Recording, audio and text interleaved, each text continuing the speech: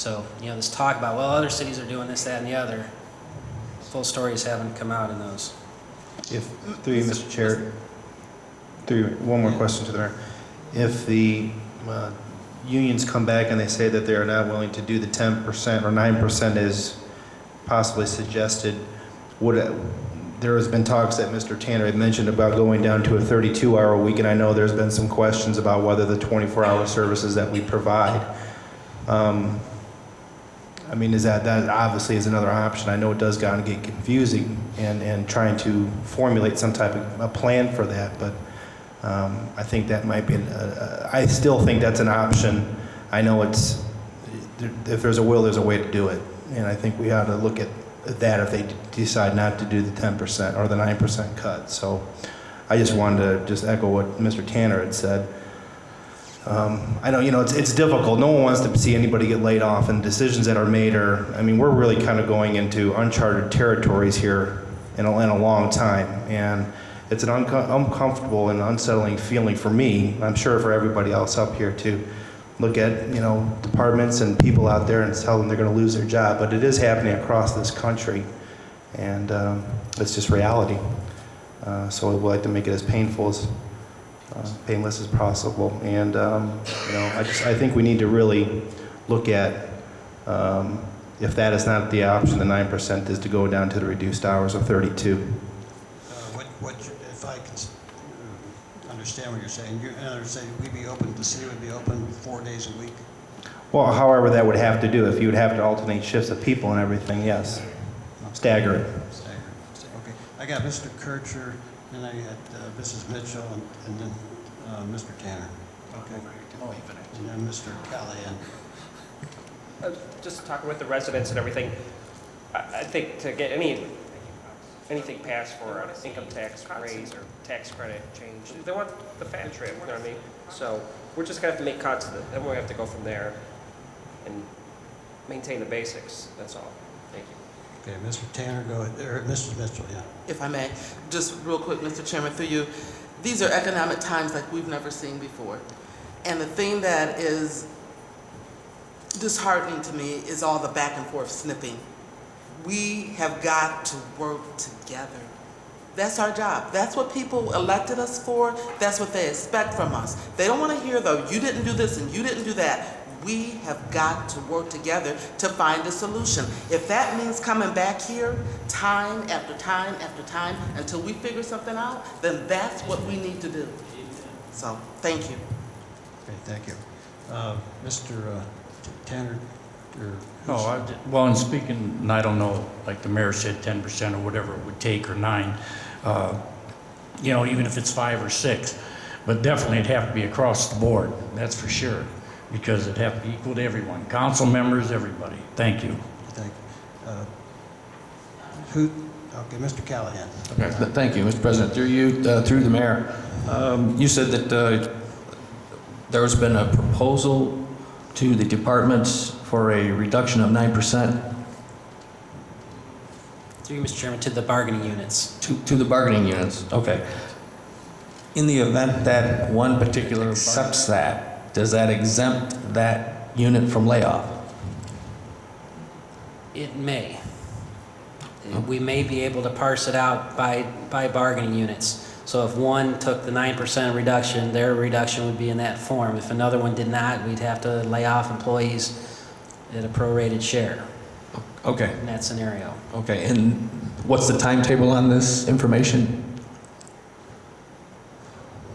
We're in a position where we probably need to be prepared to take decisive action within the next 2 weeks. We have some other issues that are in play as well. Civil service regulations, there's an adjustment that needs to be taken within that, within civil service. And we still have some legal questions in terms of the layoff process. There's a number of pieces of all this that we need yet. We need to probably make a philosophical decision by the end of next week and probably start implementing it within a couple weeks after that. All right, thank you. Mr. Brubaker, then Mr. Craig. Through you to the auditor, if you would, for our next meeting, Mr. Pileski, if you could run some numbers on a, and this is no more a popular option than any of the other three, I'm sure, but to run what a 0.5% tax credit reduction would generate for the city, I believe that's probably in the neighborhood of $2 to $3 million to see on a temporary basis over the course of 1 year, like June 1 to June 1. Thank you. Mr. Craig. A two-part question. I've been approached by a lot of residents asking me, and so I was hoping the administration could give me an answer. Do we have any type of layoff priorities right now? For example, we laid off personnel from the street department, and it's the middle of winter time. I'm not sure what the basis was for that particular decision, but do we have any type of, we'll start with this department, then we're going to move on to this department, we have to move on to this department. Mayor Grace. We felt the longer these cuts take before implementing, the deeper they're going to be elsewhere. So we felt we had to get started down that path with the part-time employees.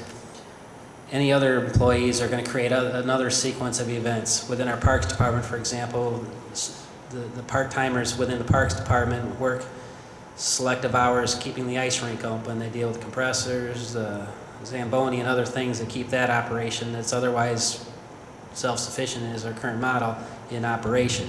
So we picked a handful of employees to begin with that didn't have other consequences to them.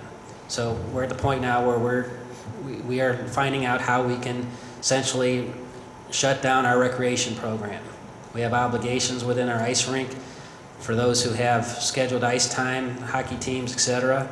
But we are having to explore shutting that operation down. And we will lay off part-timers in sequence in coordination with those obligations. So Parks and Recs are next. Yeah, that's what, yeah. Okay, anybody else have anything? Those individuals, I might add, Mr. President, by the way, are also relied upon during snow events, Right. and run the plows, etc. Mr. Chairman, Yes. if I might, the piece that has been asked about is the reduction of time to less hours. There comes into play the definition of a full-time employee in our administrative code and being eligible for benefits. I believe this afternoon my office referred that to council to look at changing that definition, and hopefully the committee will consider that without a referral on Monday. Okay, thank you.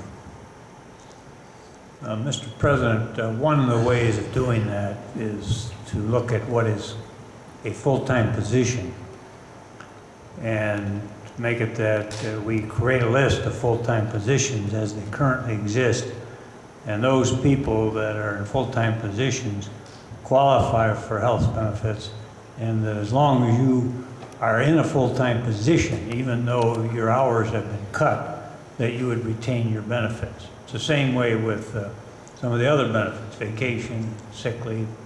Sick leave will go down a little because it's based on so much per hour work. But there are some decisions that are being contemplated by, I think, every department, including the separate elected officials. And I think it's reasonable to talk to all of you council people, because you've been around, you're intelligent people, you know what's going on, to come to ask for suggestions to how do we handle this problem, because it is a citywide problem. It's not just the administration. It's all of us in here together trying to get a problem resolved that, back in November, how many of you people would have said we would be where we are today? Looking at November, how many of you said, boy, come February, we're going to be in deep water even if this tax passes? Did anybody say that to themselves? I think a lot of people did, but they couldn't say how far. Right.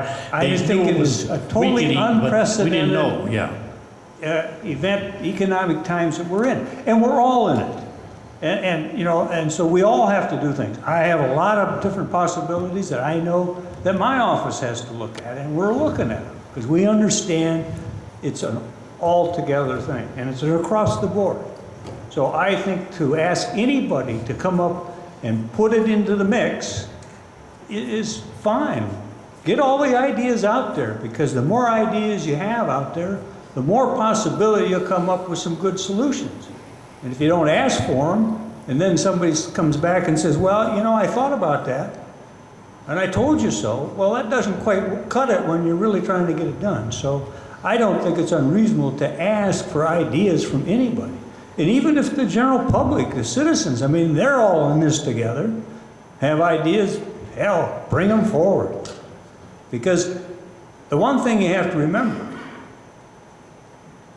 this has never happened in the city of Elyria that I recall, and the last time we really had this kind of financial difficulty was back in the 70s, which resulted in this 0.5% income tax.